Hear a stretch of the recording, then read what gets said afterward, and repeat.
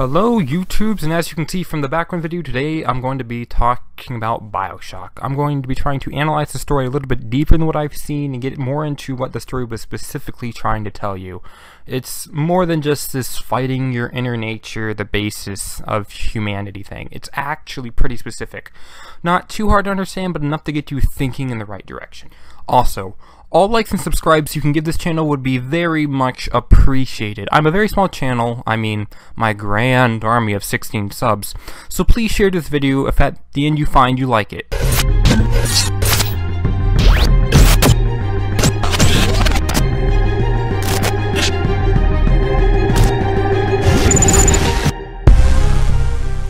When Bioshock first came out, you either loved or hated the game. Most people loved the game, but there was a small group of people who didn't like the game.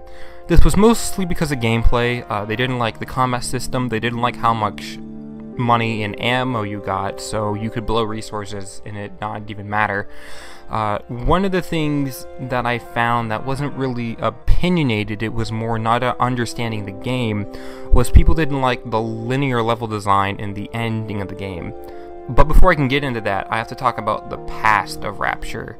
If you know the backstory of Rapture, you can skip ahead to a time, which I'll edit in. You should be seeing it now.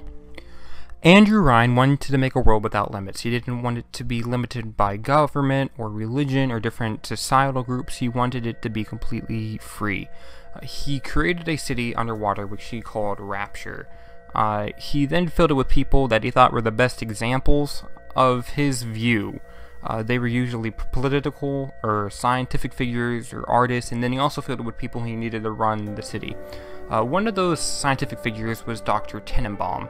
As far as gameplay goes, she was a in-between minor and major role in gameplay, but as far as story goes, she was very major because she helps kick the entire thing off. She was around 1952, 1953. I'm pretty sure it's in between there. She was walking along the docks in Neptune's Bounty, and she saw this war veteran that she knew had a bad arm. Didn't work very well, doesn't go into much detail, but his arm was bad. But he was sitting there playing catch on a dock, so she goes over and talks to him, and apparently the sea slug latched onto him and healed him. She gets her hand on a sea slug, goes to talk with other scientists, but they laugh her out. She still wants to do research though, so she goes to Frank Fontaine to fund her research. While doing the research, she finds this substance called Atom that works as, well, she later calls it Atom. She doesn't call it anything at first, but she finds out it works like stem cells do. It manipulates DNA, it bends the double helix, and it's thought of as a new birth for humanity, which she then dubs it as Atom. She found Atom was produced best in the stomach. It produces 20 to 30 times more when it does that. And she found the only real good place to do that was in young girls. They were the best hosts for it. And they're the little sisters you find in the game. Dr. Tenenbaum also made these little sister orphanages as a way to exploit the children she found. Although it was, now that I remembered, it was more Fontaine that did that. So that's all the backstory to Rapture you need to know. If you skip the video, you're in the right place. I'm now going to be going over the scientific history you need to know. Starting in 1868, it was the first time that the word stem cell was used, and it was used by biologist Ernest Haeckel to describe the fertilized plant egg, which starts to reproduce and build off itself. Fast forward to 1953, which is the time when Dr. Tenenbaum in the Bioshock game found the sea slug and started to research it. In 1953, in real life, it was discovery of the pluripotent stem cell. Pluripotent stem cells are the ones that stem cell researchers can use the most with because they don't have a specific role or job yet to fill, which means they can put them in any part of the body and it take over and start to regenerate that part of the body. For the longest time, the only place you could get pluripotent stem cells was fetuses or embryonic stem cells, which is sort of like how in the Bioshock game young girls were the best place to produce Atom. I do have a quote here which goes into more detail. Most embryonic stem cells are derived from embryos that develop from eggs that have been fertilized in vitro in a vitro fertilization clinic and then donated for research purposes with informed consent from donors. They are not derived from eggs fertilized in women's bodies. Now by this time you can start to make some of the more connections I'm trying to make with the game and real life. The embryos don't have mothers.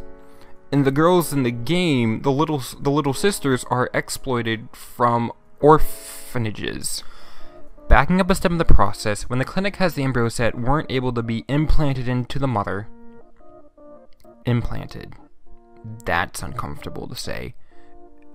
Anyways, there's 4 choices with the leftover embryos. 1 is to continue to store the embryos, which is extremely expensive. 2 is to defrost the embryos and let them die. 3 is to adopt the embryos, which is rarely chosen. 4 is to choose to donate the embryos for research, but there's a large chance they'll die in the process. So in reality, there's 2 choices, whether to let them live or to let them die, and them dying is both cheaper and more beneficial.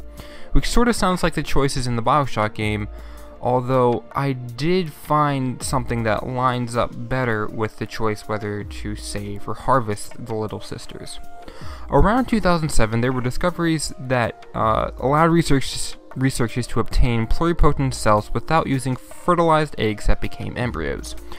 Rather, they reproduced like the somatic cell nuclear transfer and parthenogenesis, which do not require an actual human embryo.